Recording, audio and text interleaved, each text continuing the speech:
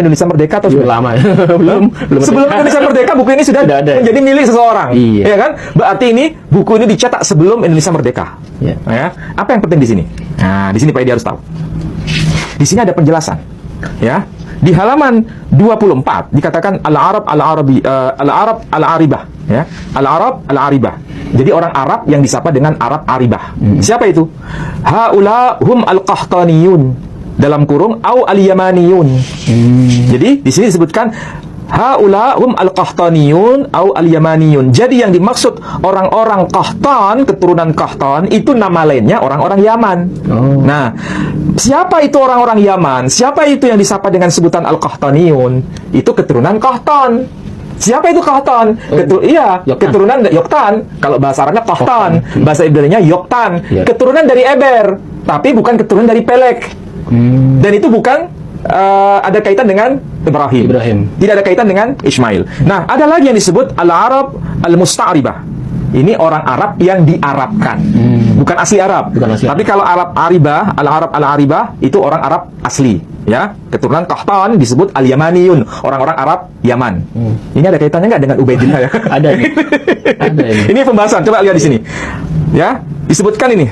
Ada yang disebut al-Arab al-Musta'ribah, ya kan? Disebutkan ada penjelasan di sini Pak Edi. Fahum nasl Ismail ibn Ibrahim alaihi wassalam wa yuqala lahum al-Adnaniyun wa hum qabail katsira. Ya, ma'rifah faminhum Tamim wa Ghatfan wa Kinanah wa minha Quraisy. Wa minhum Bani Hashim, dan dari Bani Hashim ini nanti muncul yang namanya Muhammad sallallahu alaihi wasallam. Jadi kalau begitu, ya, ada suku-suku penting Bani Tamim. Ya. Kemarin sudah bahas ya. Bani Tamim itu keturunan Ismail. Kemudian Bani Kinanah, keturunan Ismail. Dari Kinanah ini muncul suku Quraisy. Dari Quraisy ini muncul Bani Hashim. Dan mereka ini tidak ada kaitan dengan orang-orang Arab al-Yamaniyun. Bedanya di mana itu, Pak?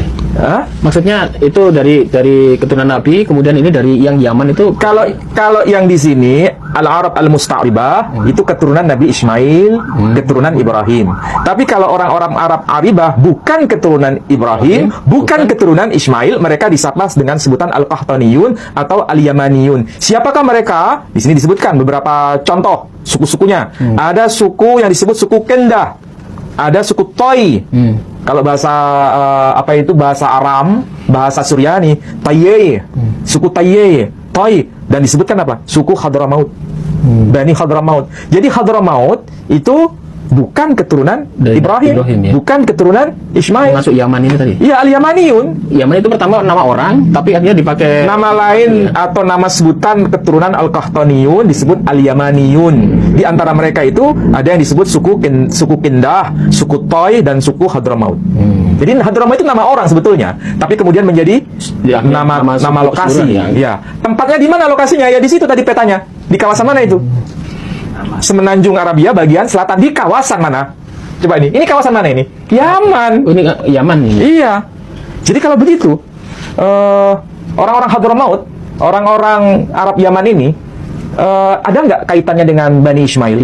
Tidak ada kaitan. Makanya kalau dari sisi DNA, beda ya, secara DNA fisiknya, itu kan haplogrofnya haplograf G. Ya kan? Padahal Nabi bukan Muhammad haplograf J. Iya. Kalau Nabi Ismail haplografnya J. Iya, sama dengan Nabi Muhammad. Nabi Muhammad haplografnya J.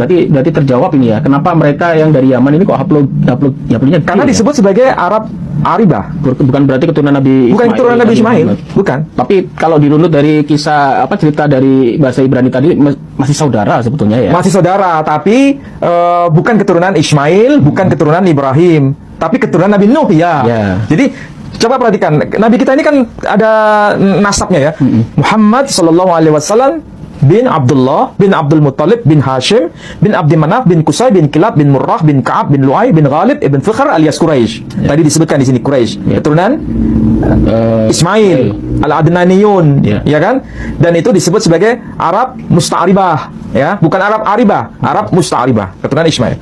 Jadi disebut Fikhr alias Quraisy. Bin Malik bin Nadar bin Kinanah bin Huzaimah bin Mudrikah bin Ilyas bin Mudar bin Nizar bin Ma'ad bin Adnan. Makanya disebut Adnaniyun.